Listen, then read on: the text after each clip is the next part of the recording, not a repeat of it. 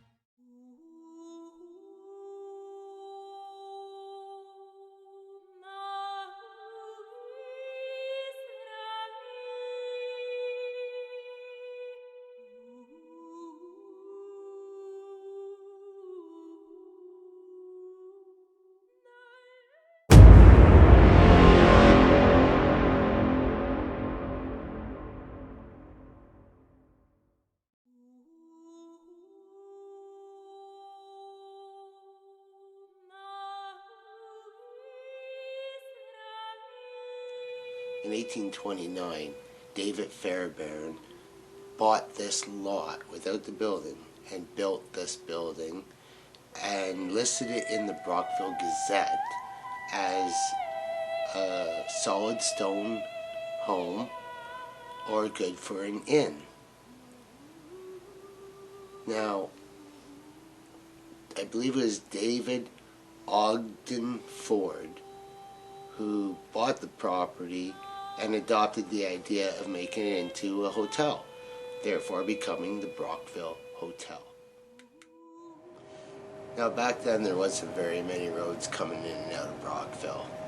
Perth Street was the only road heading north out of the city, and it was a dirty, muddy road. The farmers and visitors used to come down that road on their horses, conduct their business here in Brockville, get their money, and then they would swing over here and have a few drinks, maybe even stay the night, because it did accommodate rooms. In the backyard, there used to be the stables and some barns, and the property beside us used to be part of this property also. So that's where the farmers and stuff would stall their horses overnight.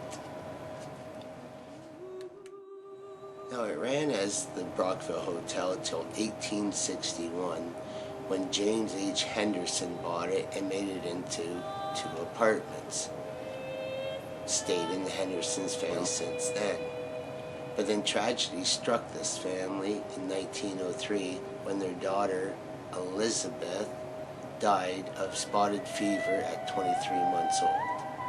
Now this is where the story begins.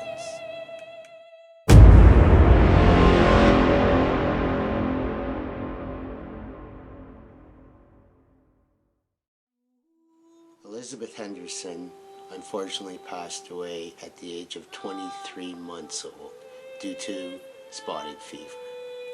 Now back then they didn't have the medicine that we have today to fight off these diseases, and most of the times it became fatal, which is really sad. With her passing comes the stories of why this house has become haunted, has also become featured in a book called Mysterious Brockville, and is in the Brockville Haunted Walks. Baby Elizabeth was laid to rest in a cemetery just up the road from us. We plan on going to pay our respects to her. Now, after her passing, her family members who still lived in the house reported hearing footsteps and the crying of a young girl.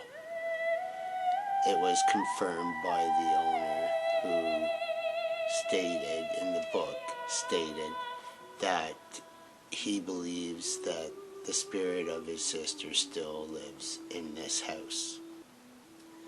Now, we have had many experiences here ourselves. My daughter has had experiences. My wife has had lots of experiences. I've had some myself.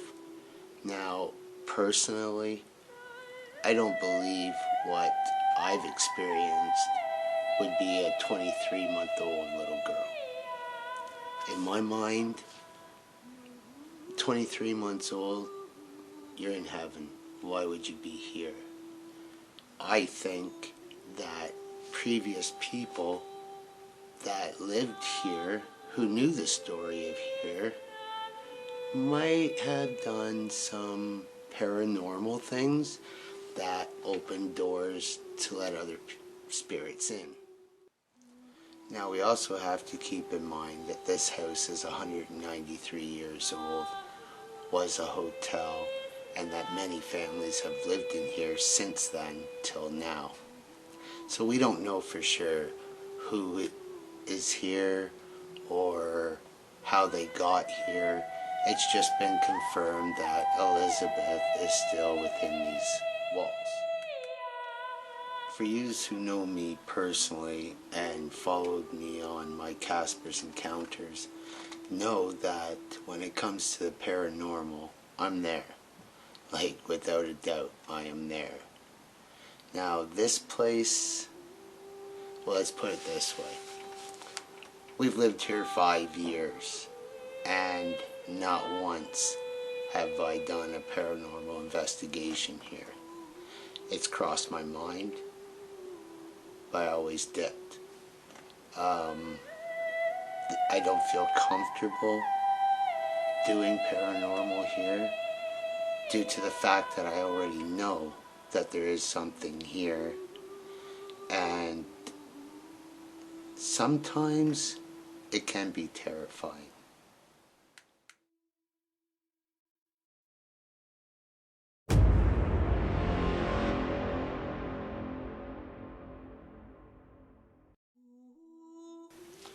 The activity that happens in this house is random, sporadic. It's hard to catch anything on camera. I don't put cameras up in the house because it makes the children uncomfortable, and I don't want that. I'm uncomfortable doing this shit. Some of the experiences we have are the normal. The footsteps, the bangs, the knocks, it sounds like doors opening and closing. But there are some that are a little darker than that. Our daughter Tatiana often sees a reflection of an older woman in the glass door that leads to the basement. I've looked at it at different angles. I don't see it, but I don't see it when she sees it in the morning. She has also heard things and seen shadows and stuff upstairs. Now, I believe that Tabitha has experienced the most here. She's a little more sensitive to it than the rest of us. I'm more of a, I want to believe, but I need to see it in my face. She has experienced some terrifying things, and I believe her. If she says she's seen something, I believe her 100%. She has experienced sleep paralysis. She has experienced full body apparitions of a child crouched down in one of the upstairs bedrooms. See, our son Xavier likes to play hide and seek, And one night she went upstairs to say goodnight to the kids and went into Chase's room, our other son, and said, "I see you, Xavier," and then walked out of the room. Tatiana enters the room and says, "Mom, he's right there." Now, Xavier pops up out of the stairwell and says, "Huh, you guys suck at hide and seek." And the little figure was gone. That is terrifying. She has also witnessed a hand at the top of the basement stairs, as if somebody was crawling up to scare her. So, thinking it was me, she jumps into the doorway and nobody was there. Me, like I said, I want to believe, but I still have that doubt because I haven't been convinced yet until we moved here. I have witnessed utensils move in front of me. A fork jumped.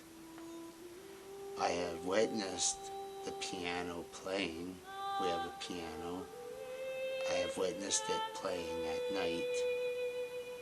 I have heard the thumps. I've heard the walking on the stairs.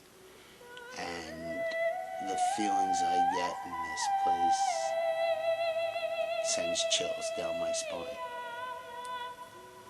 Sometimes coming down from upstairs from the bathroom at night, you walk down the stairs, and yes, this is an old house, stairs creak. So they creak going when you step on it, and they creak when it comes up. That's 2 creaks. Sometimes you hear more creaks behind you, which gives you the feeling that you gotta fucking run. That happens quite often. Our house is an open concept, so the living room and kitchen is all one great big area. So you can see the whole house, right from one end to the other. One evening, Tabitha had woken me up saying the piano was playing. I got up out of bed. I could hear notes, chords being played on the piano. When opening the bedroom door, which leads right into the kitchen, I can see the piano, and off to the side I can see the chair that Garfield, our cat, always lays on. My first instinct was to look at the chair. Garfield was there sleeping. So what made the piano play? I don't know. But as I walked through that door into the opening, I could hear the last chord being struck. That freaked me out. We have some old pictures that are of people that used to live here. We had those out and laid on the piano that night. We don't know if something was attached to that or what, but the piano fucking played. As I said, I've experienced things here too. The one incident that changed my thoughts on skepticism to this being fucking real was I was in the kitchen. Now it was nighttime. I was in the kitchen getting a drink. In our living room there are 2 windows. Now you know that when it's dark outside and there's a light on inside, the window now acts as a mirror. It reflects everything back. I was looking at our surveillance system that is between 2 windows in the living room.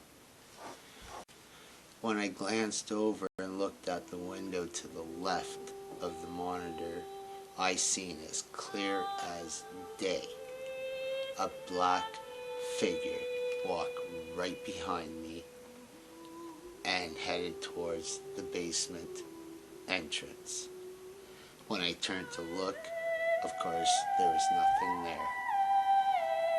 At that moment, I went somewhere else in my mind, and it changed my thoughts on everything. Everything. I believe in fucking everything now. Lately, there's been more activity than normal. We have been doing renovations on the house, which changed a lot of things. We just had a baby. So when Tabitha was pregnant, there was all kinds of crazy things going on. The animals were acting weird. It was just different. I don't know if that stirred up something or it was just in our minds. But there was a lot more going on. There still is to this day. There's stuff that goes on. But like I said, I would have to have a camera strapped to my ass 24/7 to catch everything, and it's just, it's too much sometimes. That's it for this video. Please stay tuned, keep an eye out for part 2. This might be a 3 or 4 part series due to the length of the video. Please like, comment, and share this video, please. Facebook says I need to interact more with the videos. So, like it, comment, and share it. See you in the next one.